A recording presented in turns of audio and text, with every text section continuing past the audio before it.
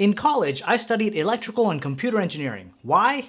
I don't know. Just being grown up in an Indian household, I'm sure if I told my parents I'm gonna study magic in college, I would be kicked out of the house, like no second thoughts. Or maybe I would have been sent to a school of witchcraft and wizardry, where I would be the chosen one who has to fight the one who must not be named, until I found out in the actual fight that I'm not the chosen one, and then I died. We really got off on a tangent there. I think the whole point there is, given my background, I know about computers. And just like a computer, we can program a deck of cards to help us out in magic. What up, crew? It is Magic Monday, and this is your place to learn magic, master your performance, and captivate audiences. If you're joining me here for the first time, hey there, my name is Vineet, and I go by CardMechanic here on YouTube. In the card trick that I'll be sharing with you today, you'll see it all. Simplicity, easiness, self-workingness, maximum spectator interaction, you having the ability to leave the room, have your eyes closed, do pretty much whatever you want. But all of it relies on one key principle. So before we get started, make sure to smash that like button and subscribe. And now, let's do this. Alright guys, so check this out. Today we're going to be using the binary playing cards because you got it, computers, binary, right? Okay. So anyway, check this out. We're going to start off by taking the cards right out of the tuck case and giving the deck a quick little shuffle, just something like this, and maybe a couple of cuts like that. The spectator can cut the deck if they want as well. They can really just go crazy, do pretty much whatever they want. Once this is done, I'm going to place the deck right on the table and instruct the spectator to do the following as soon as I either close my eyes, turn around, leave the room, lock myself in a closet, do one of those things. Anyone works. So the spectator is now instructed to take a small packet of playing cards from the top of the deck and put it inside of the tuck case. Let's say a small packet of playing cards inside the tuck case. This way no one could possibly know how many cards are inside there. Once that's complete, the spectator is going to unlock my closet so I can come back out and continue with this trick. Now, this deck of playing cards can be programmed and used like a computer. In this case, the computer, or deck of playing cards, is able to calculate exactly how many cards have been removed from the deck. So this is pretty cool. Now, each card is a binary computational unit, right? So either it's going to tell me yes or no every time I kind of go and give it a nice little feel here. And what I'm really looking for is a vibration from the card. And if I get that vibration, I'll know that that's a card I need to flip over, and it'll help me determining how many cards you put inside of that tuck case. I'm not really getting a feel for any of these. Oh, this is the one. This is the one right here. This card right over here, the Jack, okay? Now the Jack signifies the value of 11, the Queen would be 12, King would be 13. So we're gonna see how many cards you cut and put inside the tuck case without anyone's knowledge, not even your own. Check this out. We said 11. 1, 2, 3, 4, 5, 6, 7, 8, 9, 10, 11 cards. It's a computer. Alright my friend, welcome to the tutorial. To give you some background on this effect, it is known as It's a Computer by Temple Patton. And to give you some more information, this is a very easy self-working card trick given the fact that the deck has been prearranged. So here's the setup. You want to arrange the deck from ace through king, going top down from the deck. So let's say if the deck was 13 cards, the top card would be an ace, the bottom card would be a king. So ace through king. Now what I'd recommend is not arranging it by suits. So not all aces, what am I saying? They wouldn't all be clubs, they wouldn't all be spades, they wouldn't all be hearts.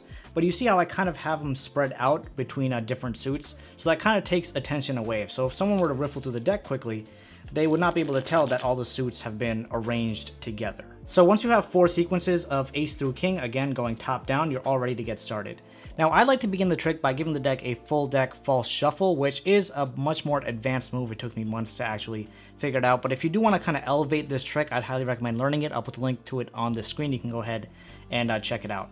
So I start off giving the deck a full deck false shuffle. If you're not comfortable with that, you can give it a couple of cuts if you'd like, and if you're doing multiple cuts, you can even give it a few false cuts.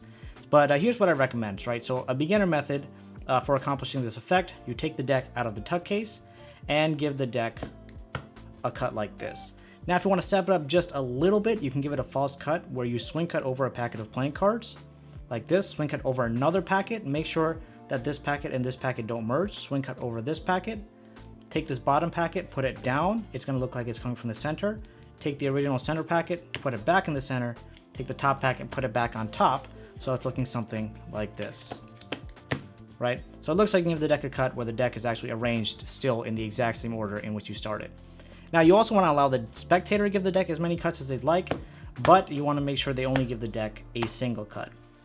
And the reason this works is because the cards will remain in order regardless of how many times the deck has been cut, and cutting the deck will not change any actual sequence in the deck. So the next thing you want to do is place the deck down on the table once everything has been cut, everyone's satisfied, and ask the spectator to take up or pick up a small packet of playing cards and either put it inside the tuck case, their pocket. I would say tuck case. We don't really know what goes on inside the spectator's pockets, so just put it in the tuck case.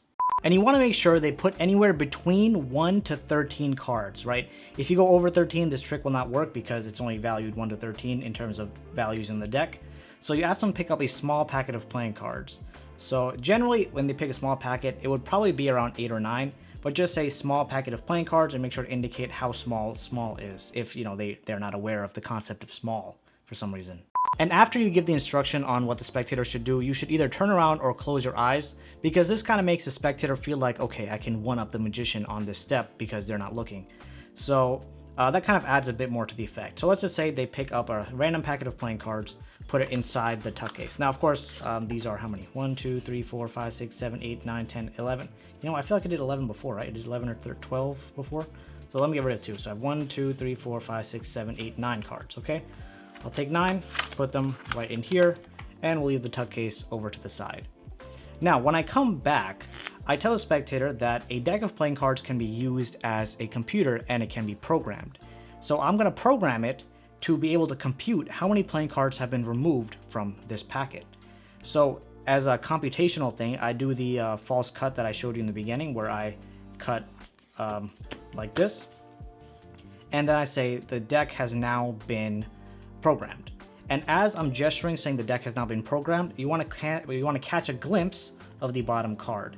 In our case, the bottom card is a 9, which happens to work out with this packet here. So what you'll do now is tell some kind of story where the deck kind of has either vibrations or has digital signals of either a 1 or a 0, and it makes you feel some way when you touch a playing card. As you're telling the story, here's the one key thing that you have to do, all right? This is vital. You have to know how to subtract. Because what you're going to do is subtract 13, which is the number of cards they could have possibly picked, minus the bottom card, which is 9, so 13 minus whatever value it is, and then you would count that many cards from here. So you'd say, okay, I don't feel it here, I don't feel it here, I don't feel it here, I feel it with this one. By the way, 13 minus 9 is 4. So you feel it with this card, and you can immediately turn that over to show this card is valued at 9. All right, now you can bring all this over to the side, have the spectator take out the cards from their tuck case, count it out themselves, because the more interaction they get, the better the impact will be. 1, 2, 3, 4, 5, 6, 7, 8, 9. You have just programmed the deck to calculate how many cards get removed every time the spectator picks playing cards out. And that's what I learned with my electrical and computer engineering degree. Look at that, another self-working and easy card trick for the books, of course, given that the deck is pre-arranged. If you enjoyed this trick and want to see another one with a pre-arranged deck that can be shuffled by a spectator, make sure to check out that video right over there. You are going to love it. Thanks so much for watching and spending your time with me today. It's a pleasure as always. Hope you have a great week ahead, and I hope to see you in that video.